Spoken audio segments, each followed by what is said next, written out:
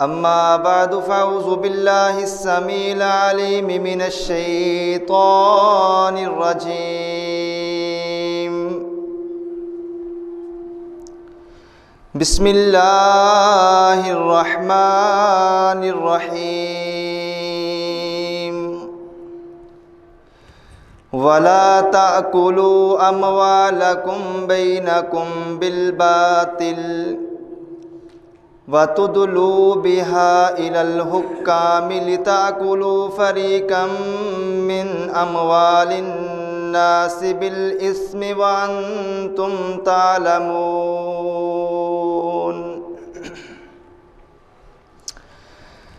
ارشاد باری تعالی ہے،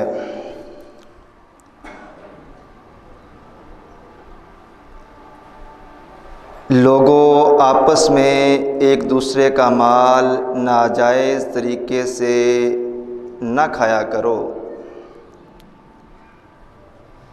اور نہ ہی تم اعلیٰ حکام اور افسروں کو رشوت دے کر لوگوں کے مال اور جائیدادوں پر قبضہ کر لیا کرو۔ یہ تمہارے رب کے نزدیک گناہ ہے، اور اس بات کا علم تمہیں بھی ہے۔ صدق اللہ العظیم و صدق رسولہ النبی الکریم۔ اللہ خالق العالم کی مختصر حمد و ثنا، جو اکیلا پوری کائنات کے نظام کو بڑی خوبصورتی سے چلا رہا ہے، وہ مالک ہمیشہ سے ہے اور ہمیشہ رہے گا۔ وہ اللہ جس نے کان کی ہڈی سے سنوایا، زبان کی بوٹی سے بلوایا اور آنکھ کی پتلی سے دکھلایا۔ وہ مالک ہمیشہ سے ہے اور ہمیشہ رہے گا۔ جب اس کائنات کے اندر کچھ نہیں تھا، اللہ تب بھی موجود تھا، اور جب یہ کائنات فنا ہو جائے گی، ملیا میٹ ہو جائے گی، تباہ ہو جائے گی، صرف ایک ذات اس وقت باقی رہے گی۔ لوگوں، وہ ذات تمہارے رب کی ذات ہے۔ وہ اللہ کل بھی زندہ تھا، وہ اللہ آج بھی زندہ ہے، اور وہ اللہ ہمیشہ زندہ رہے گا۔ ان گنت لاتعداد بے شمار ہر قسم کے جائز درود و سلام امام الانبیاء جناب محمد الرسول اللہ صلی اللہ علیہ وآلہ وسلم کی ذات اقدس کے لیے۔ عزیز بھائیوں، دوستوں، بزرگوں، نوجوان ساتھیوں، قابل عزت، قابل احترام پردہ نشین میری اسلامی روحانی ماؤں بہنوں، میں نے آپ احباب کے سامنے سورۃ البقرہ کی آیت نمبر 188 تلاوت کی ہے۔ اس مناسبت سے آج کی ہماری گفتگو کا عنوان ہے رزق حلال ہی آخر کیوں؟ گزشتہ خطبہ جمعۃ المبارک میں آپ احباب نے یہ بات سنی تھی کہ رزق حرام کسے کہتے ہیں، رزق حرام سے بچنے کی دین اسلام نے کس قدر تلقین کی ہے، اور جب انسان رزق حرام کھانا شروع کرتا ہے تو پھر اس کی نحوستیں کیا کیا ہیں۔ رسول کریم صلی اللہ علیہ وآلہ وسلم کا رزق حرام سے بچنے کے حوالے سے اپنا کیا عمل تھا، صحابہ اکرام رضوان اللہ علیہ مجمعین کس قدر رزق حرام سے بچنے کی کوشش کیا کرتے تھے۔ آج کے خطبہ جمعۃ المبارک میں انشاءاللہ العزیز ہم ذکر کریں گے کہ وہ کون کون سے ایسے ذرائع ہیں کہ جانے انجانے میں میرے سے یہ کام سرزد ہوتا ہے اور مجھے پتہ ہی نہیں چلتا کہ میرا رزق اس میں حرام کی ملاوٹ ہو رہی ہے۔ اگر ہمیں اس بات کی سمجھ آ جائے کہ یہ چیز میرے لیے حلال ہے اور یہ چیز میرے لیے حرام ہے، اور جس وقت انسان کو اس بات کی سمجھ آ جائے کہ رزق حرام کے ذرائع، رزق حرام کے رستے اور اس کے حرام کی شکلیں کون کون سی ہیں، پھر انسان ان سے بچنے کی بھی کوشش کرے گا اور اپنے مال اور اپنے رزق میں برکتیں بھی محسوس کرے گا۔ رسول اللہ صلی اللہ علیہ وآلہ وسلم نے فرمایا تھا، لَيَأْتِيَنَّ عَلَى النَّاسِ زَمَانٌ، قیامت کے قریب ایک وقت، ایک زمانہ ایسا آ جائے گا،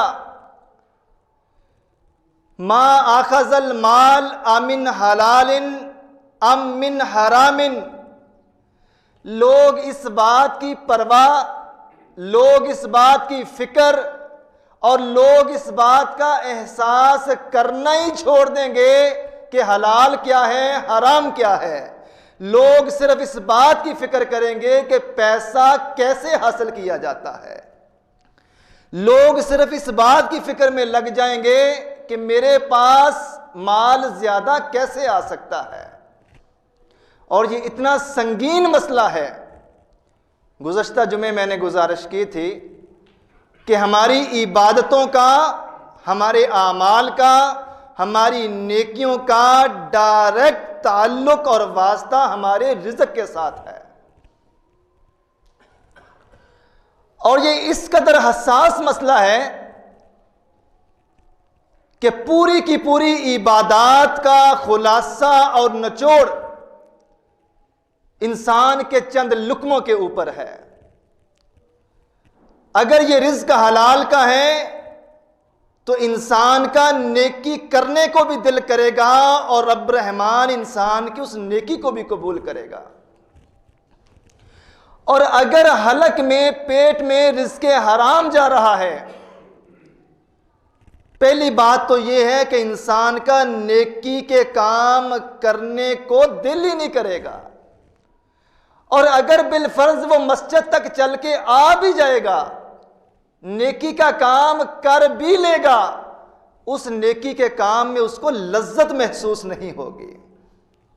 نماز پڑھنے کے باوجود وہ پریشان رہے گا، قرآن کی تلاوت کرنے کے باوجود اس کو دلی سکون محسوس نہیں ہوگا، جبکہ رب کا قرآن کہہ رہا ہے، الا بذکر اللہ وتطمئن القلوب، جب بھی تمہارا دل پریشان ہو، جب بھی تمہیں بے سکونی محسوس ہو، جب بھی تمہیں بے چینی محسوس ہو، تم اللہ کے قرآن کو پڑھو، تمہارے دل کو اللہ راحت نصیب فرما دے گا۔ آج اگر قرآن پڑھنے کے باوجود، نماز پڑھنے کے باوجود، ہاتھ اٹھانے کے باوجود دل میں سکون پیدا نہ ہو رہا، تو میرے اور آپ کے ایمان میں کہیں نہ کہیں رزق حرام کی وجہ سے کمزوری آ چکی ہے۔ افسوس، صد افسوس اس بات کا ہے کہ لوگ چوری کو گناہ سمجھتے ہیں، لیکن ٹیکنیکل چوری کو گناہ نہیں سمجھتے۔ لوگ ڈاکہ ڈال لینے کو جرم سمجھتے ہیں، پڑھے لکھے طریقے سے ڈاکہ مارنے کو گناہ اور جرم نہیں سمجھا جاتا۔ لوگ جوا کھانے کو، جوا کھیلنے کو گناہ سمجھتے ہیں۔ ٹیکنیکل طریقے سے میں اور آپ آج اس معاشرے کے اندر جوئے کی لت میں پھنس چکے ہیں، ہمیں پتہ ہی نہیں ہے۔ ڈاکہ ڈالنے کو گناہ سمجھا جاتا ہے، لیکن پڑھے لکھے طریقے سے جو کاغذی کارروائی کے ذریعے ڈاکے ڈالے جاتے ہیں، اس کو کوئی بندہ جرم نہیں سمجھتا۔ شراب پینے، شراب بیچنے کو گناہ، اور ایسے انسان کو بڑی گندی نگاہ سے، بڑی بری نگاہ سے، بڑی دھتکاری ہوئی نگاہ سے معاشرے کا فرد سمجھا جاتا ہے، لیکن کس کس طریقے سے بیچتے وقت، خریدتے وقت، کاروبار کرتے وقت، تجارت کرتے وقت میرے مال میں رزق حرام کی ملاوٹ ہو رہی ہے، میں نے کبھی غور کرنے کی اور سوچنے کی کوشش نہیں کی۔ جو ٹاپک ہم نے چھیڑ لیا ہے، جو موضوع ہم نے شروع کر لیا ہے، یقین کریں اگر اس موضوع کا حق ادا کرنا ہو، ایک ایک رزق حرام کا جو ذریعہ ہے، شکل ہے، صورت ہے، اس پہ گفتگو کی جائے تو 6 مہینے تک ہمارا یہ ٹاپک اور عنوان ختم ہی نہ ہو۔ توجہ میری طرف رکھیں۔ مکے کے کافر اور مشرک رسول اللہ صلی اللہ علیہ وآلہ وسلم کی بعثت سے قبل جب بیت اللہ کی تعمیر از سر نو کرنی تھی، نئے سرے سے بیت اللہ کو تعمیر کرنا تھا، تو وہ کافر اور مشرک بھی یہ اعلان کرتے ہیں، توجہ میری طرف، تو وہ کافر اور مشرک بھی یہ اعلان کرتے ہیں کہ بیت اللہ کی تعمیر میں وہی لوگ اپنا حصہ ڈالیں جن کو مکمل یقین ہے کہ ان کا رزق رزق حلال کا ہے۔ بیت اللہ کی جب تعمیر رسول اللہ صلی اللہ علیہ وآلہ وسلم کی بعثت سے قبل کی گئی ہے، تاریخ اس بات کی شاہد ہے کہ وہ کافر اور مشرک بھی ان لوگوں کا مال بیت اللہ کی تعمیر کرنے کے حوالے سے اس مال میں شامل نہیں کرتے تھے جن پیسوں سے، جس رقم سے اللہ کا گھر بیت اللہ تعمیر کرنا تھا۔ انہوں نے بھی اعلان کیا تھا، انہوں نے بھی یہ شرط رکھی تھی، پیسہ، مال، روپیہ بیت اللہ کی تعمیر میں صرف اسی کا لیا جائے گا جس کا رزق رزق حلال ہے۔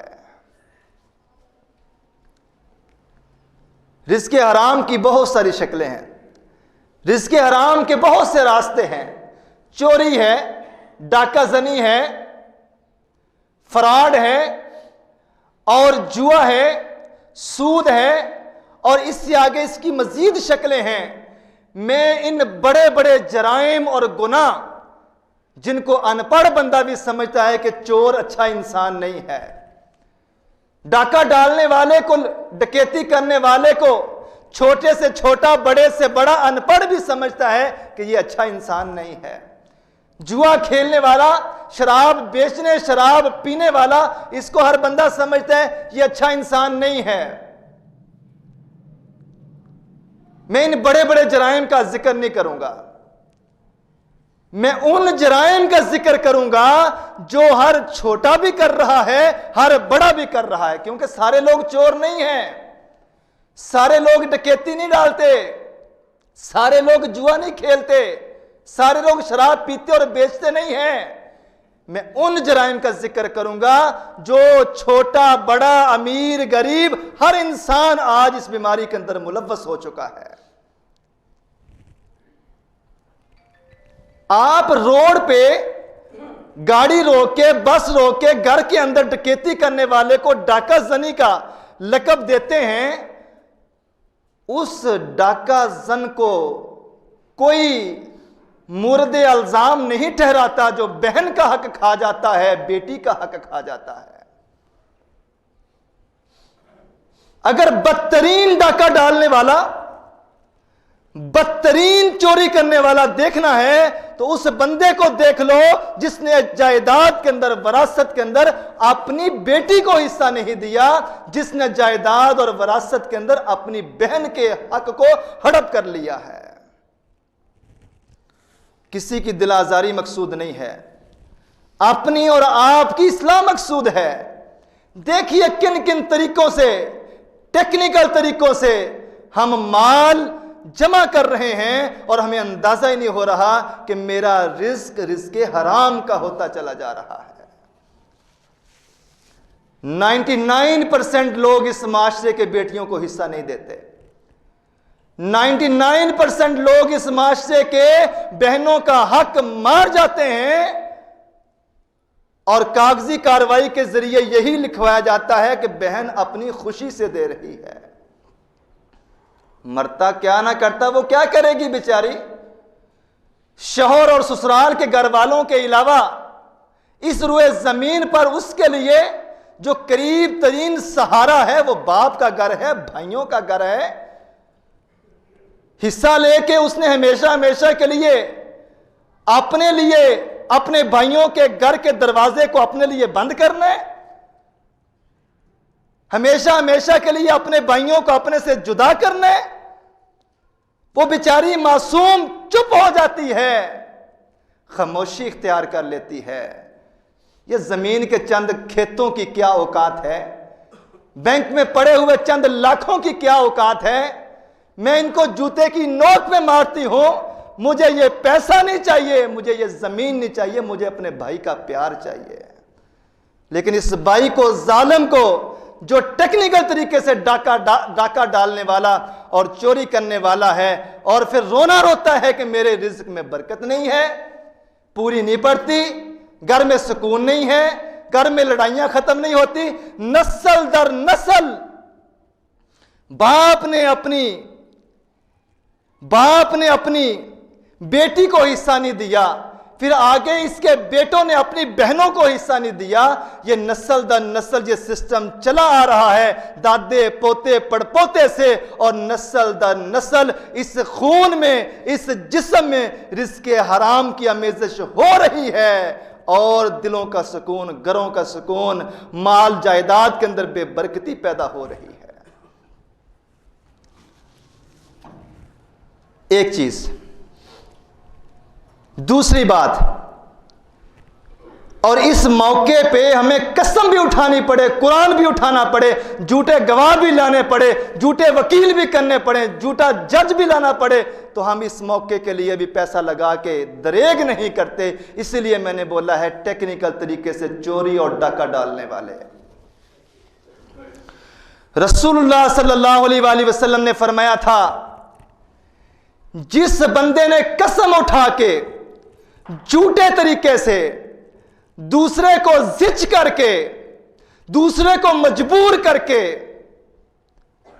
لکھوا لیا، اعتراف کروا لیا، ڈاکہ ڈال لیا، لقی اللہ وہو علیہ غضبان، جب حشر کا میدان برپا ہوگا، رب کبریاء ایسے ظالم کی طرف دیکھنا بھی پسند نہیں کریں گے، کیونکہ وہو علیہ غضبان، اللہ اس پہ بڑا غصے ہوگا۔ غضبان عربی میں غصے کو کہتے ہیں۔ لقی اللہ وہو علیہ غضبان، اللہ ایسے بدبخت چور، ڈاکہ ڈالنے والے اور جھوٹے کاغذات تیار کرنے والے بندے کے اوپر ناراض ہوں گے، غصے ہوں گے۔ اس لیے تو نبی نے فرمایا تھا، جو بندہ دھوکہ دیتا ہے، دھوکہ دے کے مال بیچتا ہے، خریدتا ہے۔ ہمارے ہاں ایک بڑا یہ عجیب اصول بن چکا ہے، یہ چیز اب تنگ کرنے لگی، اس کو سیل کر دو، یہ چیز اب خراب کرنے لگی ہے، اس کو بیچ دو، موبائل بیٹری کا مسئلہ آنے لگ گیا، اس کو سیل کر دو، گھر کی کوئی چیز ہے، دکان کی کوئی چیز ہے، اب یہ میرے کام کی نہیں، اس کو سیل کر دو۔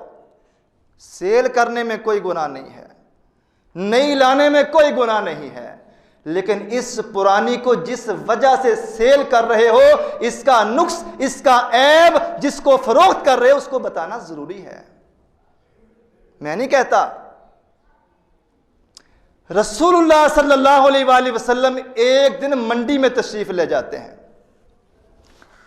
منڈی میں اللہ کے پیغمبر گئے، ایک گلے کے ڈیر میں رسول کریم صلی اللہ علیہ وآلہ وسلم نے اپنا ہاتھ مبارک گلے کے ڈیر میں ڈالا، اور اللہ کے پیغمبر نے محسوس کیا کہ میری انگلیوں میں نمی آ گئی ہے، انگلیاں گیلی ہو چکی ہیں۔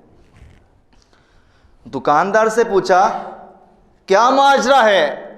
اوپر خشک مال ہے، نیچے گیلا مال ہے؟ تو دکاندار جواب دیتا ہے، اللہ کے رسول، رات بارش ہوئی ہے، اس وجہ سے مال گیلا ہو گیا ہے۔ رسول اللہ صلی اللہ علیہ وآلہ وسلم نے فرمایا، اے میرے صحابی، اگر مال گیلا ہو گیا تھا، تجھے چاہیے تھا کہ گیلا ایک طرف رکھتا، خشک مال کا ڈھیر ایک طرف لگاتا، کئی یراہ الناس، تاکہ خریدنے والے کو دھوکہ نہ ہوتا، وہ خشک بھی دیکھ لیتا، وہ گیلا بھی دیکھ لیتا۔ تو نے یہ مکس اس وجہ سے کیا ہے کہ میں گیلا اور خشک ملا کے وزن کر کے ماپ کے تول کے دوں گا تو میرا گیلا ہونے کی وجہ سے وزن بڑھ جائے گا۔ خبردار، من غش فلیس منا، جس نے لوگوں کو دھوکہ دیا، اللہ کے بندوں کو دھوکہ دیا، اس کا مجھ محمد سے کوئی تعلق نہیں ہے۔ آپ جائیں نا ذرا گجرانوالہ کے بازار میں، اگر 100 لوگ فروٹ کی ریڑھی لگا کے بیٹھے ہیں، 100 لوگ اگر فروٹ کی ریڑھی لگا کے بیٹھے ہیں، اللہ مجھے بڑی بات سے بچائے، ایک بندہ بھی آپ کو ایسا نہیں ملے گا جس نے خالص مال ایک طرف، داغی مال ایک طرف لگایا ہو، مکس کر کے لگاتا ہے اور آنکھوں کو دھوکہ کس طرح دیتا ہے کہ فرنٹ کی جو لائنیں ہیں جن کو لوگوں نے دیکھنا ہے، لوگ دیکھ کے تیرے اس مال کی طرف، تیری دکان کی طرف، تیری ریڑھی کی طرف لپکیں گے۔ اس نے فرنٹ میں فریش، اچھا موٹا موٹا بے داغ مال لگایا ہوا ہے۔ گاہک قریب آتا ہے اور اس کو پتا ہے داغی کہاں پہ پڑا ہے، اوپر سے نہیں ڈال کے دے گا، جس کو دے کے گاہک آیا ہے مکس کر کے دے گا، ملا کے دے گا۔ شاپر میں 1-2 دانے صحیح ہوں گے تو باقی 7-8 دانے داغی ڈال کے دے رہا ہے اور سمجھتا ہے میں نے بڑا چونا لگا دیا، مجھے بڑی گاہکی دکانداری آتی ہے، مجھے بڑی ڈیلنگ آتی ہے۔ یاد رکھیے، حلال کے چند لقمے ہی اگر ہوں، حلال کے چند لقمے ہی اگر ہوں، رب محمد کی قسم رزق حرام کے 1000 لقموں سے بہتر ہے۔ ٹیکنیکل طریقے سے کیسے چونا لگاتے ہیں، کیسے دھوکہ دیتے ہیں، اور یہ بات ہمیں کبھی نہیں بھولنی چاہیے۔ رزق حرام لے جا کے کھلا کے گھر میں لا کے میں بچے تو پال لوں گا، لوگوں پھر ایسے بچوں سے وفا کی امید نہیں کی جا سکتی ہے۔ ایسے بندے کے مال میں برکت نہیں آ سکتی، ایسے بندے کے مال میں بے برکتی برکتی ہے، نحوست نحوست ہے، اس کی پوری پڑنے والی نہیں ہے۔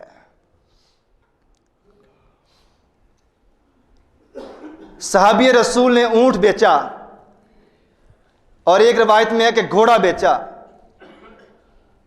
خریدنے والا گھوڑے کی رسی پکڑ کے بھی تھوڑی دور ہی جاتا ہے اور یہ صحابی دیوانہ وار اس کے پیچھے بھاگتا چلا جا رہا ہے اور اس کو آوازیں لگا رہا ہے، گھوڑا خریدنے والے رک جا، گھوڑا خریدنے والے رک جا۔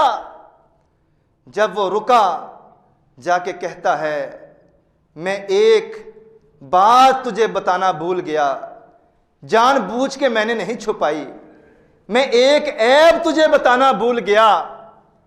جب میرا یہ گھوڑا زیادہ چلتا ہے، میں اس سے زیادہ کام لے لیتا ہوں تو اس کے ایک پاؤں میں لنگڑاہٹ آ جاتی ہے، یہ لنگڑا کے چلنا شروع ہوتا ہے، اس پاؤں پہ پورا وزن نہیں دیتا، یہ اس کا عیب ہے جو بتانا میں تجھے بھول گیا۔ اب اگر تیرا دل چاہتا ہے انہی پیسوں میں لے جا، اگر تو مطمئن نہیں ہے اپنی رقم میرے سے واپس لے لے اور میرا گھوڑا مجھے واپس کر دے۔ اس نے کہا تو نے سچ بولا ہے، اب میں لے کے جاؤں گا، اور آخر تو نے یہ ایسا کیوں کیا ہے؟ اس لیے کیا ہے کہ میں محمد الرسول اللہ کا امتی ہوں۔ میرے نبی نے فرمایا تھا بیچتے وقت، خریدتے وقت کوئی عیب ہے تو اس کو بتا دو، کوئی بات چھپاؤ نہ، فائدہ کیا ہوگا؟ ان صدقہ وبینا بورک لہما، بیچتے وقت، خریدتے وقت سچ بول کے بیچے گا، عیب ظاہر کر کے بیچے گا، بورک لہما، خریدنے والے کو بھی اللہ مالا مال کر دے گا، بیچنے والے کو بھی اللہ مالا مال کر دے گا۔ وَإِن كَذَبَ وَكَتَمَ مُحِقَّتْ بَرَكَتُهُ، اگر بیچتے وقت جھوٹ بول کے بیچے گا، عیب چھپا کے بیچے گا، ڈنڈی مار کے بیچے گا، اللہ تعالیٰ بیچنے والے بندے کے مال کو تباہ و برباد کر دیتا ہے اور اس کے مال میں کبھی برکت نہیں آ سکتی ہے۔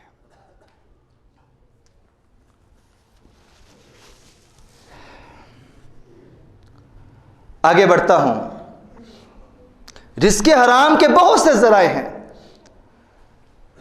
بہت سارے ہمارے معاشرے کے اندر ایک ٹیکنیکل چنا آج یہ لگاتے ہیں کہ لوگوں سے بلا وجہ ادھار لیے جا رہے ہیں۔ ادھار لینا جرم نہیں ہے، رسول اللہ صلی اللہ علیہ وآلہ وسلم لیتے رہے ہیں، لیکن اس نیت سے لینا کہ میں نے کون سا واپس کرنا ہے۔ اول تو لوگ لیتے ہیں اس نیت سے کہ واپس نہیں کرنا۔ اگر نیت ہو کہ واپس کرنا ہے تو پھر جس سے لیا ہے اس کو پورا ذلیل و خوار کر کے واپس کرتے ہیں، ٹال مٹول کرتے رہتے ہیں، اور انسان یہ بات بھول جاتا ہے۔ لوگوں، یہ بڑا خطرناک مسئلہ ہے جس کی وجہ سے میرا اور آپ کا رزق حرام کی آمیزش کی وجہ سے بے برکتی کا باعث بن رہا ہے۔ رسول اللہ صلی اللہ علیہ وآلہ وسلم نے فرمایا، جس بندے نے اس نیت سے قرض لیا، اس نیت سے کسی سے مال لیا کہ میں نے اس کو واپس نہیں کرنا، یا واپس کرنا بھی ہے تو پورا ذلیل کر کے واپس کرنا ہے، اللہ کے نبی صلی اللہ علیہ وآلہ وسلم نے فرمایا، لقی اللہ وہو سارق، جب یہ اللہ کے دربار میں حشر کے میدان میں حاضر ہوگا تو اس ایک چور کی حیثیت سے اللہ کے دربار میں حاضر ہوگا۔ یہ چور ہے۔ چور صرف وہی نہیں ہے جو ہمیں سوتے میں چھوڑ کر اپنے ہمارے گھر میں چوری کر کے چلا جائے۔ رسول اللہ نے فرمایا، یہ چلتا پھرتا لوگوں کو دھوکہ دینے والا محمد الرسول اللہ کی نظر میں چور ہے۔ اور یہ اتنا خطرناک مسئلہ ہے، قرض لینا اور قرض لیے لیے موت آ گئی۔ رسول اللہ صلی اللہ علیہ وآلہ وسلم نے فرمایا، یہ حرام کی وہ صورت ہے، وہ شکل ہے، وہ ذریعہ ہے۔ اللہ کے پیغمبر نے فرمایا، ایک بندہ اللہ کے رستے میں جہاد کرتا ہے، قتلا ثم احیی ثم قتلا ثم احیی ثم قتلا، 3 بار حدیث کے اندر الفاظ ہیں کہ ایک دفعہ یہ شہید ہو پھر زندہ کیا جائے، پھر شہید ہو پھر زندہ کیا جائے، پھر شہید ہو وعلیہ دین، مگر اس شہید کے اوپر قرض ہو، کسی سے کچھ لیا ہے، مال لیا ہے، لٹا کے واپس کر کے نہیں مرا۔ اللہ کے پیغمبر نے فرمایا، سب سے قیمتی چیز بندے کے پاس اپنے رب کو دینے کے لیے انسان کی جان ہی تو ہوتی ہے۔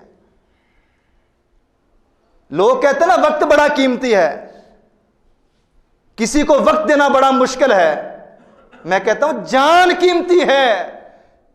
انسان شہید ہوتا ہے، اپنی جان آفرین کے حوالے کر دیتا ہے۔ اگر وقت قیمتی ہوتا، اللہ وقت مانگتا ہے دن میں 5 بار، اللہ کو بھی پتا ہے اور اس مسجد کے در و دیوار کو بھی پتا ہے کون 5 وقت اللہ کو وقت دیتے ہیں۔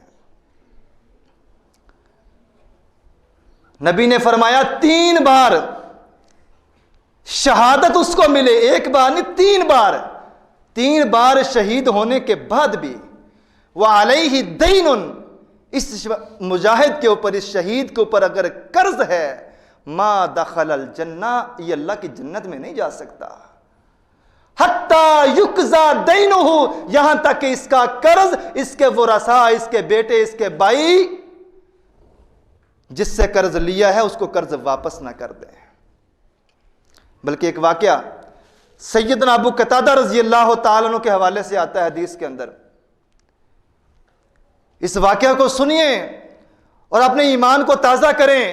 ابو قتادہ کہتے ہیں کہ رسول اللہ صلی اللہ علیہ وآلہ وسلم کے سامنے آپ کے ایک صحابی کی، ایک امتی کی میت لا کے رکھی جاتی ہے۔ رسول اللہ نماز جنازہ پڑھانے سے پہلے ایک اعلان کیا کرتے تھے جو آج بھی آپ جنازگاہ میں جنازہ پڑھنے سے پہلے سنتے ہیں کہ بھی مرنے والے کا کسی کے اوپر کوئی لین دین ہے تو اس کے ورثاء، بیٹے، بھائی موجود ہیں، ان سے معاملات کر لیجئے گا۔ ابو قتادہ کہتے ہیں کہ رسول اللہ صلی اللہ علیہ وآلہ وسلم نے بھی آج حسب معمول، حسب عادت یہ اعلان کیا تو پچھلی صفوں سے ایک بندہ بول کے کہتا ہے اللہ کے رسول یہ جو مر گیا ہے جس کا آپ جنازہ پڑھنے لگے ہیں اے اللہ کے رسول اس نے مجھ سے 2 درہم لیے ہیں لیکن مجھے واپس نہیں کیے۔ صحابہ کہتے ہیں ہم نے دیکھا اللہ کے رسول مصلی امامت سے پیچھے ہٹتے ہیں اور فرماتے ہیں صلو صاحبکم، میرے صحابہ میں محمد مکروز کا نماز جنازہ نہیں پڑھاؤں گا، تم اپنے ساتھی کا نماز جنازہ پڑھ لو۔ بڑی خطرناک بات تھی، بڑی بدنصیبی والی بات تھی۔ اگر پنڈ کا، محلے کا، کلونی کا مولوی کہہ دے میں نے نکاح نہیں پڑھانا، جنازہ نہیں پڑھانا، شرمندگی والی بات تو ہے۔ یہاں تو کائنات کے پیغمبر محمد الرسول اللہ صلی اللہ علیہ وآلہ وسلم فرما رہے ہیں میرے صحابہ صلو صاحبکم، تم اپنے ساتھی کا نماز جنازہ ادا کر لو، میں محمد نماز جنازہ نہیں پڑھاؤں گا۔ ابو قتادہ کہتے ہیں کہ صحابہ میں سناٹا اور خاموشی چھا جاتی ہے، سارے لوگ ایک دوسرے کا چہرہ تکتے ہیں۔ تو ابو قتادہ پچھلی صفوں سے بول کے کہتے ہیں اے اللہ کے رسول یہ آپ کا وہ صحابی، وہ امتی ہے جو سفر میں بھی آپ کے ساتھ رہا، حضر میں بھی آپ کے ساتھ رہا، خوشی میں بھی آپ کے ساتھ رہا، غمی میں بھی آپ کے ساتھ رہا، آسانی میں بھی آپ کے ساتھ رہا، مشکلوں میں بھی آپ کے ساتھ رہا، مرتے دم ابھی اس کو اپنی دعاؤں سے محروم نہ کیجئے۔ میں ابو قتادہ نماز جنازہ ادا کرنے کے بعد 2 درہم قرض اپنی طرف سے ادا کروں گا، میں ضامن ہوں، میں ضمانت دیتا ہوں کہ اس کے 2 درہم میرے ذمہ ہیں۔ صحابہ کہتے ہیں اللہ کے پیغمبر نے تب نماز جنازہ پڑھا دیا۔ نماز جنازہ پڑھی، لوگ اپنے اپنے گھروں کو واپس چلے گئے، لیکن محمد الرسول اللہ صلی اللہ علیہ وآلہ وسلم شام کو ابو قتادہ کے دروازے پہ پہنچ جاتے ہیں۔ ابو قتادہ کے دروازے پہ دستک دی رضی اللہ تعالیٰ عنہ، پوچھا ابو قتادہ جنازگاہ کے اندر ایک وعدہ کیا تھا 2 درہم اپنے بھائی کے قرض لٹانے والا لٹائے ہو؟ ابو قتادہ کہتے ہیں اللہ کے پیغمبر میں ابھی ادا کر کے آتا ہوں، میں بھول گیا۔ اگلا دن ہوا، پھر اللہ کے پیغمبر ابو قتادہ کے گھر جاتے ہیں، دروازے پہ دستک دیتے ہیں، ابو قتادہ کیا تو نے اپنے بھائی کے 2 درہم قرض ادا کر دیے؟ ابو قتادہ پھر کہتے ہیں اللہ کے رسول میں کسی کام میں پھنس گیا، الجھ گیا، میں آج ہی ادا کرتا ہوں۔ 2 دن گزر گئے، ابو قتادہ کہتے ہیں تیسرا دن ہوا، رسول اللہ پھر میرے دروازے پہ آئے، رسول اللہ میرے دروازے پہ آئے، کائنات کی عظیم ترین ہستی کہ رزق حرام کس قدر جرم ہے اور قبر میں کس قدر انسان کے لیے مشکلات کا باعث بننے والا ہے، میرے دروازے پہ تیسرے دن بھی اللہ کے پیغمبر آئے، اور آج اللہ کے پیغمبر مجھ سے پوچھتے ہیں اے ابو قتادہ کیوں نہیں قرض ادا کر رہا؟ میں نے بتایا اللہ کے رسول ابھی ادا کر کے آ رہا ہوں۔ ادا کر دی ہے۔ اللہ کے رسول نے ایک طریق ساز جملہ وہاں پہ فرمایا تھا، اے ابو قتادہ اگر تو نے وقت پہ قرض ادا نہیں تھا کرنا، تو نے وقت پہ اپنے وعدے کو پورا نہیں تھا کرنا، مرنے والے کے 2 درہم قرض کی ضمانت تو نے لی تھی، اگر تو نے پہلی فرصت میں اس قرض کو نہیں تھا لٹانا تو مجھ محمد کو جنازگاہ کے اندر ہی بتا دیتا، الیوم برت قبرہ، 3 دن تک تیرے بھائی کی قبر شولوں کا منظر پیش کرتی رہی ہے اس 2 درہم کی وجہ سے۔ اگر تو نے وقت پہ ادا نہیں تھے کرنے تو مجھ محمد کو بتا دیتا۔ 3 دن تک تیری سستی کی وجہ سے قبر کے اندر تیرے بھائی کو ان 2 درہموں کی وجہ سے آگ کے اندر جلسنا پڑا ہے۔ لوگوں یہ اتنا حساس اور سنگین مسئلہ ہے، پہلے تو کوشش کریں جس سے قرض لیا ہے پہلی فرصت میں اس کو لوٹا دیں، پہلی فرصت میں اس کو لوٹا دیں، اور حتی المکان کوشش کریں کہ قرض لینے کی نوبت نہ آئے، اور لیتے ہیں تو پورا ایمان یقین اور نیت کر لیں اللہ میں نے اس کو واپس کرنا ہی کرنا ہے۔ نبی نے فرمایا اگر یہ نیت لے کے قرض لیتا ہے کہ میں نے واپس کرنا ہے، پھر اللہ رب الرحمن اس کی مدد فرماتے ہیں، اور اگر اس نیت سے لیا ہے کہ میں نے واپس کرنا ہے، اگر مر بھی جائے، ادا کرنے سے پہلے پہلے فوت بھی ہو جائے، نبی نے فرمایا پھر قیامت کے روز اللہ تعالیٰ ان لوگوں کو راضی کر دے گا اس پہ جن لوگوں سے اس نے قرض لیا ہوگا۔ شرط یہ ہے کہ دھوکے سے نہ لیا ہو، شرط یہ ہے کہ نیت کے اندر فتور نہ ہو، شرط یہ ہے کہ دماغ کے اندر یہ غلیظ سوچ نہ ہو کہ میں نے اس کو ذلیل کر کے واپس کرنا ہے یا واپس ہی نہیں کرنا، کیونکہ موت کا نہیں پتہ کب آ جائے، کس وقت آ جائے اور کس حال میں آ جائے۔ اس سے پہلے پہلے اگر لیا ہے تو نیت آج پختہ کر لے، اللہ میں اس کو لٹاؤں گا، تو میری مدد کر، میں لٹاؤں گا، اللہ پھر دروازے بھی کھول دے گا۔ آگے بڑھتا ہوں۔ خیانت ہمارے رزق کو داغدار کرنے والی ایک چیز خیانت ہے۔ ہم لوگ سمجھتے ہیں کہ کسی نے میرے پاس پیسے رکھوائے ہیں، وہ میں نے پیسے خرچ کر لیے ہیں، اس کو واپس نہیں کرتا تو صرف یہی خیانت ہے۔ یہ خیانت کی مکمل تعریف نہیں ہے، یہ خیانت کی مکمل تعریف نہیں ہے۔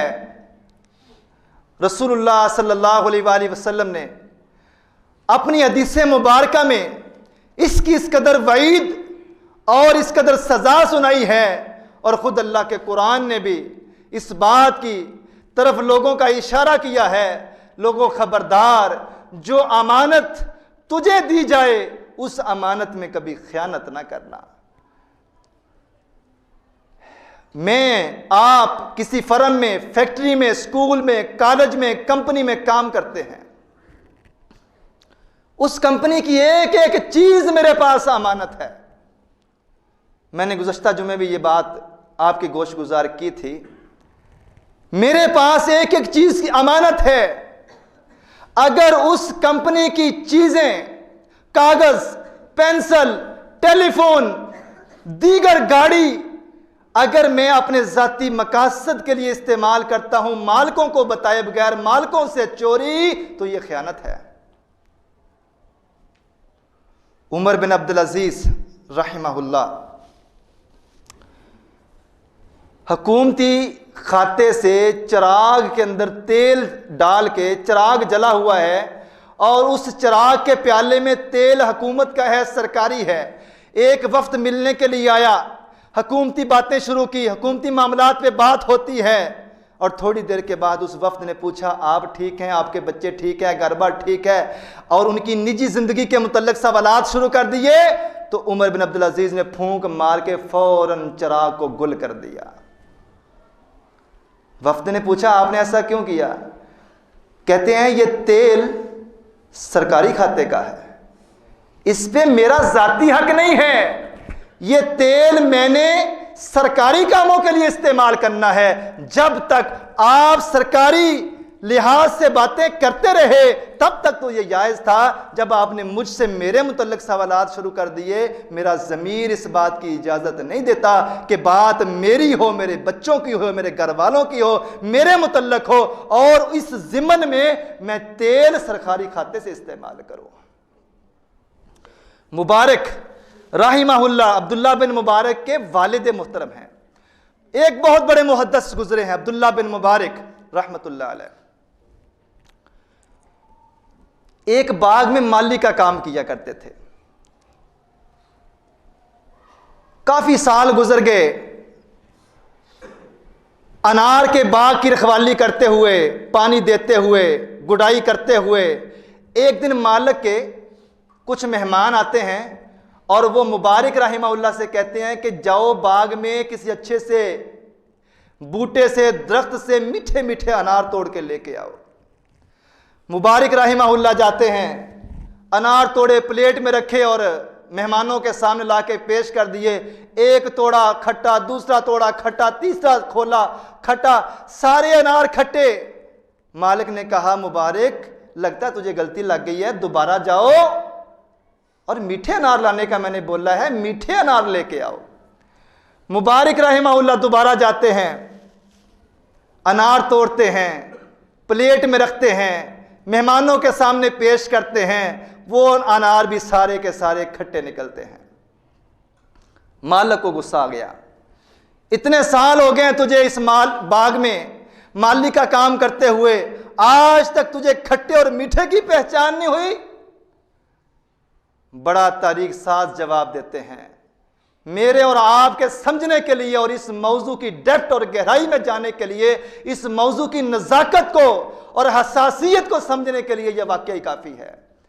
مبارک رحمہ اللہ جواب دیتے ہیں، میں اتنے سالوں سے آپ کے باغ میں مالی کا کام کر رہا ہوں، صبح و شام کئی بار تمہارے باغ میں چکر لگاتا ہوں، اناروں کو پکڑتا ہوں، توڑتا ہوں، لوگوں کو پیش کرتا ہوں، آپ کے گھر میں بیچتا ہوں، منڈی میں بیچتا ہوں، منڈی میں بیچ دیتا ہوں، لیکن رب محمد کی قسم، جب سے میں نے آپ کے ہاں آپ کے باغ میں مالی کی ڈیوٹی سنبھالی ہے، تب سے لے کر آج تک میں نے آپ کے باغ کا ایک انار بھی توڑ کے ایک دانہ بھی اپنے منہ میں نہیں ڈالا۔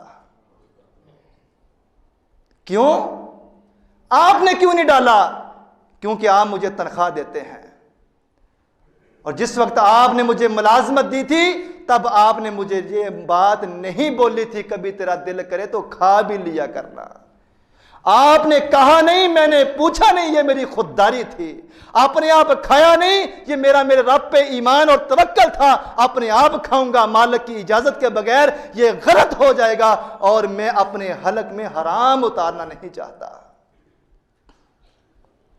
جوان تھے ابھی، مالک نے جب یہ بات سنی وہ ششدر اور حیران رہ جاتا ہے، یہ جوانی اور اتنا متقی انسان، تقویٰ یہ نہیں ہے کہ میں لمبی داڑھی رکھ لوں، بڑی معذرت کے ساتھ، تقویٰ یہ نہیں ہے کہ میں لمبی داڑھی رکھ لوں، تقویٰ یہ نہیں ہے کہ میں شلوار ٹخنوں سے اوپر کر لوں، تقویٰ یہ نہیں ہے میں وقت پہ نماز کے لیے حاضر ہو جاؤں۔ یہ رسول اللہ صلی اللہ علیہ وآلہ وسلم کے فرامین کا خلاصہ ہے۔ اصل متقی انسان وہ ہے جو لیتے وقت، کھاتے وقت، کماتے وقت، بچوں کے لیے گھر لاتے وقت اس بات کی جان پہچان کر لے اور پوری چھان بین کر لے، میرے گھر تک آنے والا حلال کا ہے یا حرام کا ہے۔ رسول اللہ صلی اللہ علیہ وآلہ وسلم نے اس انسان کو متقی کہا ہے۔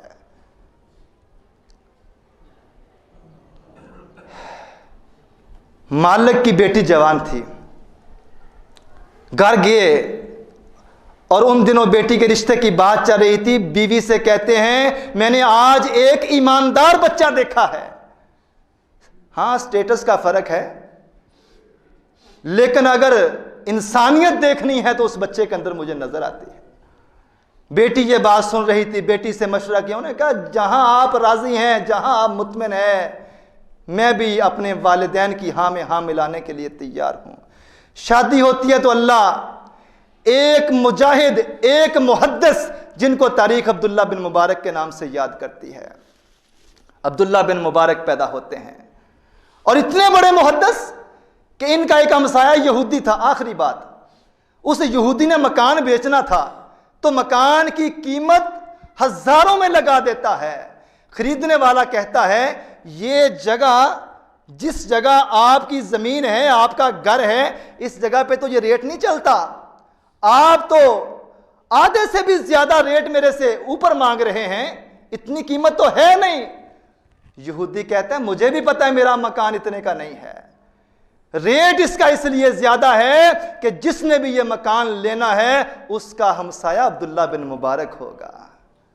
اچھا ہمسایہ رسول اللہ صلی اللہ علیہ وآلہ وسلم نے فرمایا نعمت ہے، اور جس نے اس گھر میں آنا ہے اس کو ہمسائے کے حوالے سے کوئی پریشانی نہیں ہوگی، اس لیے میں نے ریٹ زیادہ لگایا ہے کہ اس گھر کا ہمسایہ عبداللہ بن مبارک ہے۔ عبداللہ بن مبارک فوت ہوتے ہیں، ایک سگا راوی ان کو خواب کے اندر دیکھتے ہیں اور عبداللہ بن مبارک سے پوچھتے ہیں بتا تیرے رب نے تیرے ساتھ کیا کیا۔ باپ بن جانے والے اس واقعہ کو غور سے سنیے گا۔ عبداللہ بن مبارک سے پوچھا بتا تیرے رب نے تیرے ساتھ کیا کیا، تو عبداللہ بن مبارک کہتے ہیں میرے رب نے مجھے معاف فرما دیا ہے اور مجھے جنت میں داخلہ دے دیا ہے۔ سکا راوی کہتے ہیں وجہ کیا تھی؟ کہتے ہیں کہ میرے باپ نے کبھی مجھے حرام نہیں کھلایا، اور جنت کے اندر جہاں میرا گھر ہے، میرے گھر سے بھی اونچا مقام اس لوہار کا ہے جو میرے گھر کے سامنے لوہے کا کام کیا کرتا تھا۔ سکہ راوی پوچھتے ہیں ہاں آپ کے گھر کے سامنے ایک لوہار کی دکان تھی، اس لوہار کا مقام جنت میں آپ سے بھی اونچا، وہ کیسے؟ آپ اتنے بڑے محدث، اتنے آپ کے شاگرد، اتنا آپ نے دین کا کام کیا۔ عبداللہ بن مبارک جواب دیتے ہیں وہ لوہار مجھے دیکھتا رہتا، میری عبادتیں، میری تہجدیں، میری اشراق، میرے روزے، میری نمازیں، میری عبادتیں، میرا پڑھانا، میرے پاس شاگردوں کا آنا، جب وہ دیکھتا تو وہ رشک کیا کرتا تھا، حسد نہیں، رشک۔ اس کے دل میں یہ خواہش پیدا ہوتی، اللہ مجھے بھی کام سے فرصت مل جائے تو میں بھی تیری عبادت کے لیے فارغ ہو جاؤں، جس طرح عبداللہ بن مبارک تیری عبادتیں کرتا ہے۔ عبداللہ بن مبارک کہتے ہیں کہ وہ لوہار اللہ کو اس کی 2 ادائیں پسند آئی۔ ایک ادا یہ پسند آئی کہ اس لوہار نے کبھی رزق حرام نہیں تھا کمایا۔ دوسری ادا اللہ کو یہ پسند آئی کہ جب اس کے کانوں میں یہ صدا پڑتی اللہ اکبر اللہ اکبر، لوہار ہتھوڑا اوپر اٹھائے ہوتا ضرب لگانے کے لیے، چوٹ لگانے کے لیے، یوں ہی کانوں میں اللہ اکبر کی آواز آتی، لوہار ہتھوڑا آگے نہیں پیچھے پھینک دیتا اور یہ کہتے ہوئے اٹھ جاتا، اللہ تیری آواز آنے کے بعد ایک ضرب بھی لگاؤں، اس کے ذریعے جو کماؤں وہ میرے لیے حلال نہیں ہے، میں فرائض میں کوتاہی نہیں کرنا چاہتا، میں اس زندگی میں خیانت نہیں کرنا چاہتا۔ جب اللہ کا بلاوا آتا وہ لوہار اللہ کی آواز پہ لبیک کہتے ہوئے سب کچھ چھوڑ چھاڑ کے چلا جاتا، یہ کہتے ہوئے اللہ اگر اب ضرب لگاؤں گا، اب اذان ہونے کے بعد جتنا کام کروں گا وہ میرے لیے حلال نہیں ہے۔ اس ایک ادا کو دیکھتے ہوئے اللہ نے اس لوہار کو، اس مزدور کو، اس ان پڑھ بندے کو عبداللہ بن مبارک سے بھی جنت کے اندر اعلیٰ مقام عطا فرما دیا ہے۔ اللہ مالک سے دعا ہے اللہ ہمیں صحیح معنوں میں رب کا بندہ بننے کی توفیق عطا فرمائے، ہمیں اپنا ایمان، توکل اور بھروسہ یہ بنانے کی توفیق عطا فرما دے۔ نبی نے فرمایا تھا کہ اللہ کے فرشتے جبریل نے مجھ محمد کے سینے میں یہ بات ڈال دی ہے کہ جب تک انسان اس روئے زمین پر رہتے ہوئے اپنے حصے کا آخری لقمہ تک اپنے منہ میں نہیں ڈال لیتا، اپنے حصے کا رزق مکمل نہیں کر لیتا، اس وقت تک موت کا فرشتہ اس کی جان لینے کے لیے نہیں آئے گا۔ حتیٰ یستکمل الرزق، جب تک یہ اپنا رزق مکمل نہ کر لے اس کو موت نہیں آئے گی۔ ہمارا رزق آسمانوں سے آتا ہے۔ وَمَا مِن دَابَّةٍ فِي الْأَرْضِ إِلَّا عَلَى اللَّهِ رِزْقُهَا، ہر جاندار کے رزق کی ذمہ داری اللہ نے اٹھائی ہوئی ہے۔ پھر مجھے حرام کمانے کی، حرام طریقے سے رزق حاصل کرنے کی کبھی بھی سوچ بھی نہیں آنی چاہیے۔ اللہ مالک سے دعا ہے اللہ جو دیا ہے، جتنا دیا ہے اللہ اس پہ راضی رہنے کی توفیق عطا فرما۔ اللہ ہمارے مال میں، رزق میں، جان میں، عزتوں میں برکتیں پیدا فرما دے۔ وآخر دعوانا الحمدللہ رب العالمین۔